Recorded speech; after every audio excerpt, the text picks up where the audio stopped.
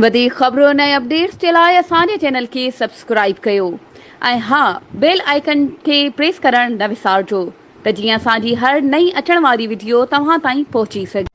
मछियारी वेझो शाहपुर दरपुर थाणे जी हद में पलीझाणी ऐं एसटीपी अॻवान जी दुकान खे नामालूम चोर खां खणी बैटरी ऐं ॿियो सामान चोरी करे विया। ख़बर मूजिबि पलीझाणी में एसटीपी अॻवान हाजी मोसू लड़कू जी दुकान खे नामालूम चोर दुकान जे पुठियां पासे खां दरी टोड़े बैटरी ऐं ॿियो सामान चोरी करे विया। जंहिंखां पोइ एसटीपी अॻवान ऐं ॿियनि शहरनि पलीझाणी शहर बंदि करे शहर जे मुख्य चौराहे मुर्तदा चौक ते धरनो हयो। पलीझाणी ते एहतजाज कंदड़ हाजी मोसू लड़कू, आसिफ लड़कू, पलियो लड़कू, ममताज़ लड़कू, समाजी अॻवान इरशाद शाह बुखारी ऐं ॿियनि जो चवणु आहे त शहर में चोरियूं रोज़ जो मामूल बणिजी वियूं आहिनि। एसटीपी अॻवान समेत शहरनि सां नाइंसाफ़ी थी रही आहे।